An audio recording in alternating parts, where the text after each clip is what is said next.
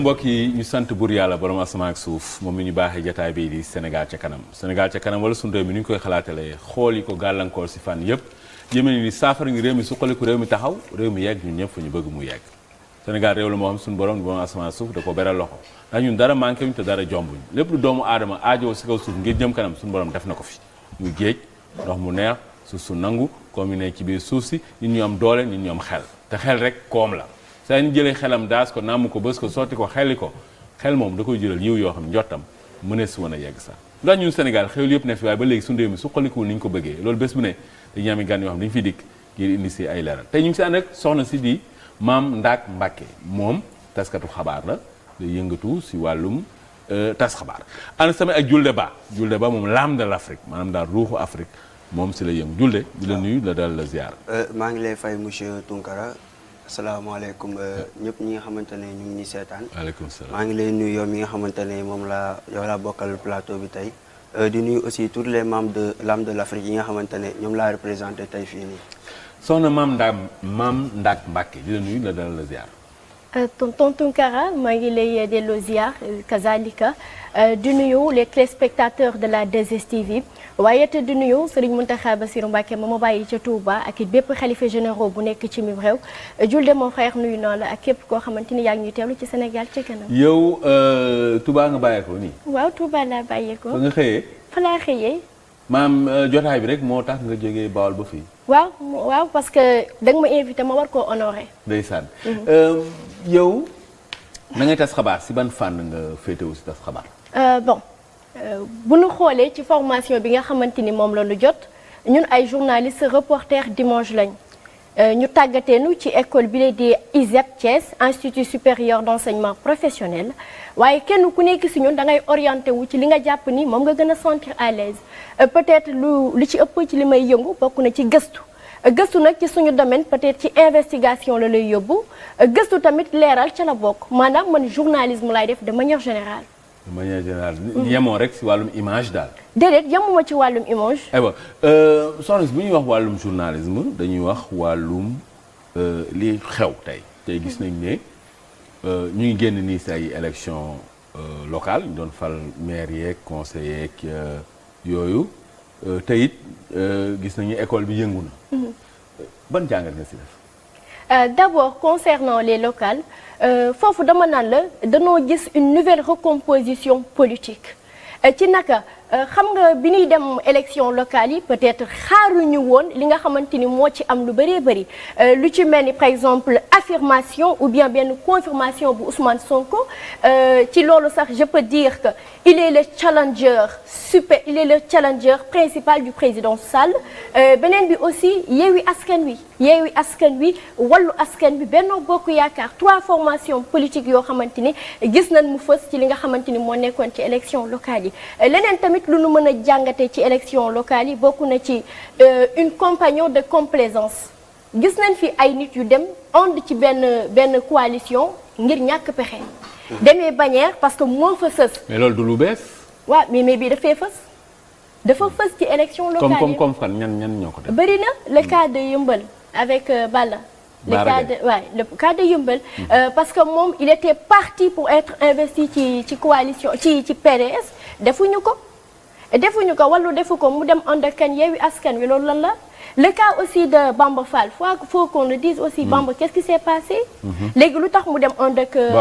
bokk gis-gis waa Bawol la et après. sa mbokk Bawol ba. non lu tax mu ànd ak bokk gis-gis. lan nga si bëggoon wax nga ni. waaye pour wax la ni la ñàkk pexe am na ci élection locale yi maanaam damay dem élection locale bëgguma bañ a bokk sama bokk mënta ñàkk de ce fait damay dem jéem a xool kenn ku ma boot ma dem ànd ak moom. mais parce que élection ñun xam nañ depuis 2000 que dem yow rek Sénégal élection wóorul boo moytul doo am lu bari. waaye mais ci tendance yi ni gis am na. Bamba Fall gis nañ ko léegi bokk gis-gis moom. gëm sa bopp newatul foofu ak ñoom Bougane Gueye Dany. léegi ànd na ak président Macky Sall. ça vous surprend. Bon je sais pas mais. est-ce que c'est surprenant. waaw parce que dafa xaw a jegeyantoo daal. lan moo jegeyantoo diggante élection locale yi ak bi mu demee ànd ak président. le cas de Bamba Fall gisoon nañ bi élection locale yi di ñëw moom bëri woon na loolu ay coow ci bi ñuy dem di yóbbu déposé ji li nga xamante ni moo nekkoon dossier wu gëm sa bopp rejeté nañ et tout ça donc est-ce que de suite logique la ñu gis sur le cas de Bamba Fall maire de la Médina mais leneen tamit mu ñu gis ko mu nekk ni jeunesse bi ils ont beaucoup participé ci élection yii nii. danoo surtout les primo-votants. xam nga en 1900 primo-votant mooy ñiy soog a voté waaw ñiy soog a voté ñu mel ni yow. waaw ba tey mais xam nga benn foofu rapide historique. laay def yow voté nga bii pa ay yow voté na Saint-Louis laa voté jee. ndeysaan waaw il fallait ma def li nga xamante ni mooy sama devoir. devoir civique bi waaw devoir civique. ko voté. loolu sama biir la yem tamit. ndeysaan le vote est secret. yaa ko wax. ndeysaan en tout cas leen en 1979. gisoon nañ ni jamono jooju ñi amoon carte d'identité ñooñu ñoo daaneeloon le président Abdou Diouf en 2000 te ñooñu ay ndaw la ñu woon. loolu it mooy li répété waat ci li nga xamante ni moo di local yi beneen bi aussi est-ce que du le suffrage universel direct nekkul woon benn handicap pour waa Benno Bokk Yaakaar. tey école bi li fa xew doy na waa ndax xale yi tey rek dañu débrayage at ba ñu jàng ba 9h ñu génn ndax syndicat enseignants yi ba léegi. daanaka daal ñoom ñi ngi jàpp te bàyyiwuñu ne que il faut daal seen i mbir ñu lijjanti ko wala ñoom duñ dellu si classe yi ban jàng na si def. Tunkara. foofu danga may ma honoré ma sargal ñi nga xamante ni ñoom ñooy les soldats de la CREI ñoom ñi nga xamante ni budul woon ñoom xam-xam dana néew ñu wax ko parce que tey ku ñeme toog di wax ñu lay déglu ngay exprimer wu. seeni loxo nga jaar. donc di leen jaajëfal di leen njukkal man xam nga Tunkara question bi may posé man ci loolu lan la. nan la ñu mën a waxee ni Sénégal boo dajalee fonctionnaires yi ou bien agents yi nga xamante ni état bi la ñu bokk ñu toll ci 120 ou bien 125 000 les 75 000 ce sont des enseignants ça veut dire ñu nekk plus de 70% ci li nga xamante ni moo di budget national bi te pourtant eux. Ils ne perçoivent que 30% ci li nga xamante ni moo di masse salariale réew mi question baa ngoog. pour wax la te aussi xam nga lii nekkul lu bees ci suñu kanam parce que gis nañ ni ñoom li ñuy revendiquer mi ngi fi 2014 mi ngi fi 2018 mi ngi fi 2022. te ren lu tax ñoom ñuy insister ci ñu respecter accordu 2014 yi c'est parce que en 2018 au temps où Ben Abdallah Dionne était là comme premier ministre. moom moo waxoon ni revendication yi enseignants yi di def c'est réaliste et réalisable léegi bu fekkee ni ñoom dañuy revendiquer 22 points ci seen plateforme de revendication yooyu nag yu am solo parce que nekkul xam nga boobu ba léegi sénégalais yi dañoo njortu ni mbirum xaalis moo laxasu ci enseignants yi li nekk di grève di casse mais ñoom dañoo bëgg ñu honorer leen à leur juste valeur. jox leen daal seen wàccuwaay seen gëdd ak seen wàccuwaay. Diouldé Ba. Âme de l'Afrique moom mooy lan. au fait monsieur Tunkara Âme de l'Afrique c'est un mouvement panafricain révolutionnaire qui est né à. ay révolutionnaire ngeen. ay révolutionnaire la. révolutionnaire mooy lan. révolutionnaire moo nekk mouvement boo xamante ne day indi changement par rapport si ak benn difficulté wala dara loo xamante ne am na si réew mi. au fait mouvement bi. c'est un mouvement panafricain révolutionnaire qui est né à Joal Fadiouth parce que man Joal laa dëkk même bu fekkente ne actuellement on a des membres un peu partout au Sénégal mais la base c'est à Joal. li ñu tax a jóg nag mooy dañoo gis ni de plus en plus li nga xamante ne moom la africain yi di utiliser li nga xamante ne moom la ñuy soxla day nekk loo xamante ni dañ koy jéggaane feneen léegi récemment dañoo mettre en place benn entreprise vestimentaire boo xamante ne.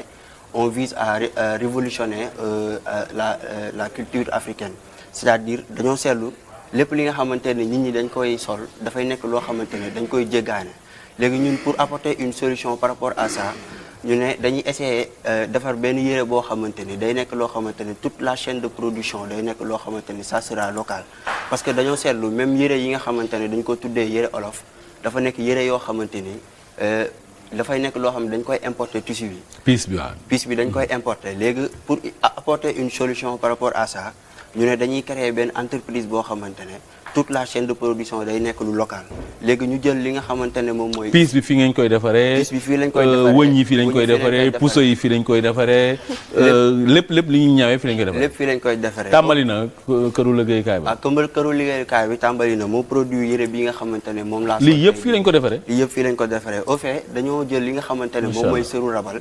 képp ku ci ñii seetaan yëpp xam nañu sëru rabal moo nekk loo xamante ni moo gën a authentique ci culture africaine ñu jël ko di ci defar ay yére yoo xamante ne day méngoog li nga xamante ne moom la jeunes yi bëgg parce que dañoo seetlu ni xam-xam yëpp yi nga xamante ne war nañ koo utiliser pour defar yére am na ci réew mi mais li nga xamante ne mooy waral nit ñi duñu sol li nga xamante ne mooy moom la ñuy defaree ci réew mi mooy li ñuy defaree ci réew mi day mel ni loo xamante ni dafa xaw a maame dafa xaw a nekk ci ginnaaw méngoowul ak jamono loolu moo tax jeunes yi adopté tuñ culture bi léegi pour que jeunes yi léegi ñu mën a maanaam dellusiwaat ci culture bi ñu gis ni il faut que culture bi mu màgg fekk si jeunes yi si lu ñu bëgg. léegi Julde. waaw li nga wax ni am na solo am na benn mbir boo xam ni. waaw ñun ñu bëri suñu dañ koy sol. mais ñun duñ ko defar lu mel ni ay t-shirt. comme yow t-shirt bii nga sol. kan moo ko defar. t-shirt bii ma sol xaw ma ko defar. gis nga donc ñun am na li ngay wax ni waar wu am solo la. woo xam ne dañ see war a góorgóorlu ndax Cheikh Ahmadou Bamba. boo xoolee culture mouride. ñoom dañuy wane ne que ñun mën nañ demal suñu bopp si wàllum colin. ndax boo xoolee lu mel ni baylaat. yére loolu c'est authentiquement maanaam bawol mouride. te mënees nga koo sol maanaam dem doxi sa yitte dem président de la république dalal la dem tribune des nations unies li ngay wax nii dafa am solo ñun alaaj buur géwal jabaay sunu ñawkat fii ci Parcelles Assainies unité 15 moom moo ñaw li di ko delloo ñëw gis nga bi may commencé def émission si télé yi ñoo waa Tunkara moom nee na du sol yëre tubaab nee na du sol yëre tubaab ñëw rek do sol sama ay yére mais alhamdulilah léegi gis naa ni télé yëpp nit ñi ñu ngi tàmbalee. képp ku mën a ñëw rek mu nees ngaa sol yëre yoo xam ni ñun ñoo ko defar.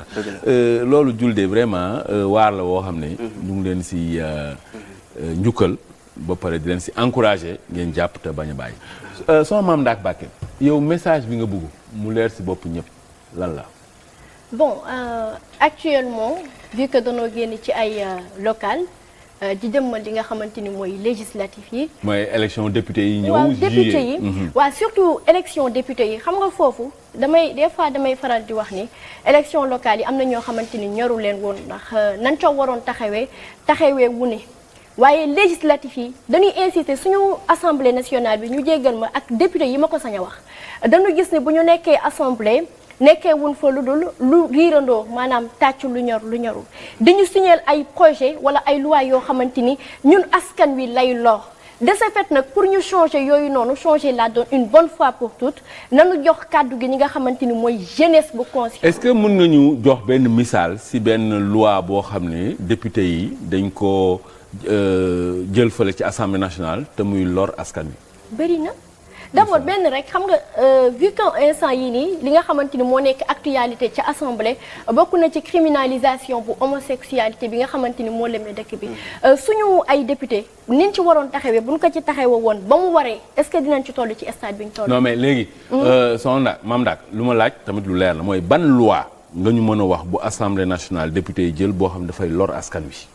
boo xamante ni lor na bokk na ci lor askan wi par exemple benn bokk na ci man d'accord ma woon ci bi ñuy temps yi ñuy indilaat comment dirais-je encore élection bi nga xamante ni da ngay président Macky Sall moo ko santaane woon maanaam référendum ci référendum yooyu ñu indil ñu ay points yoo xamante ni peut-être bokk na ci laalaat constitution bi et tout ça boobu d'accord ci fan la jaar assemblée. mais léegi non parce que d'accord nga ak d'accordul dafa ute ak dafay jëriñ ak dafay lore parce que yow da nga ni.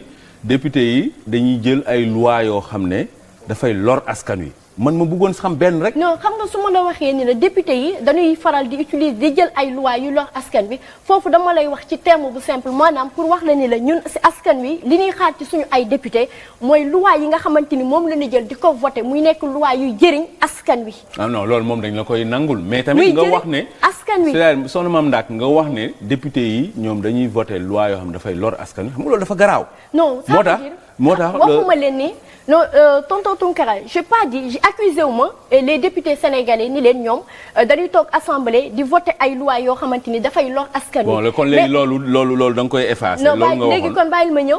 pour mu leer maanaam bu ñuy tànn ñi nga xamante ni ñoo ñuy toggal ci assemblée yi nañu tànn ay députés yoo xamante ni ils seront là pour le peuple par le peuple. léegi xam nga loolu lu yomba wax la. parce que kenn du ñëw ne fal leen ma man duma fi nekkal askan wi képp ku ñu ñëw ne dama bëgg ñu fal ma.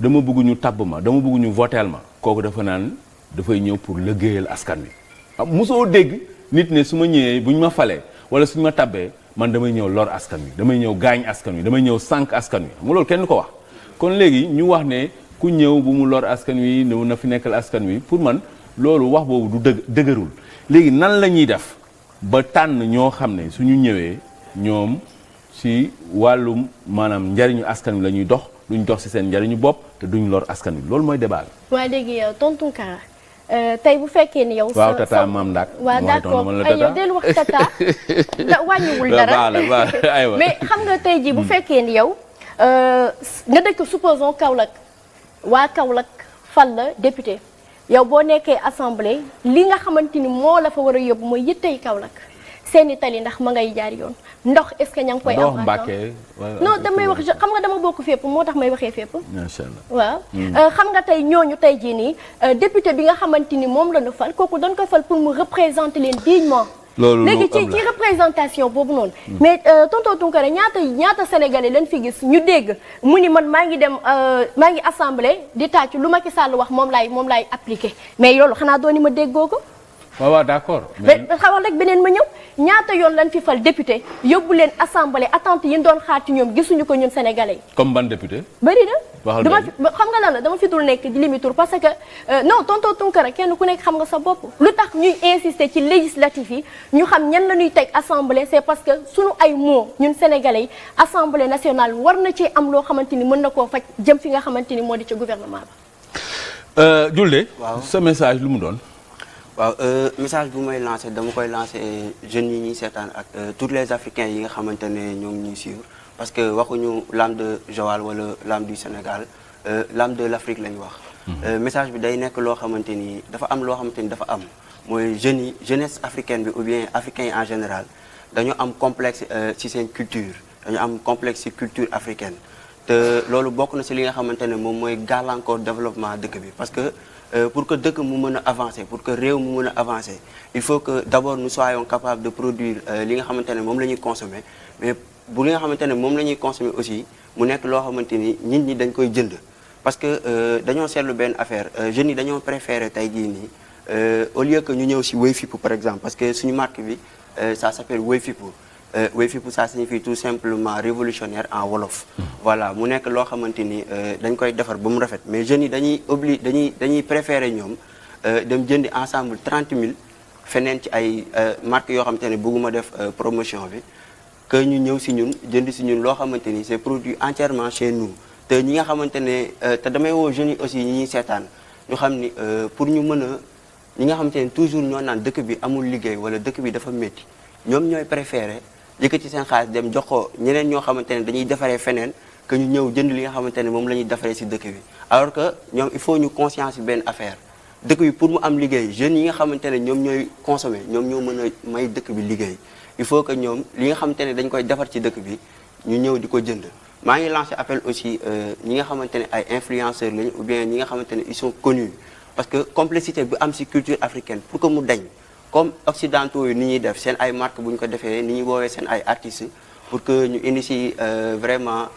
contribution maa ngi woote artistes yi ou bien ñëpp ñi nga xamante ne ñoo ngi ñuy seetaan ñoo xam ni am nañ benn visibilité boo xamante ne peut-être ñun amuñu ko pour ñu ñëw jàpp ci affaire bi.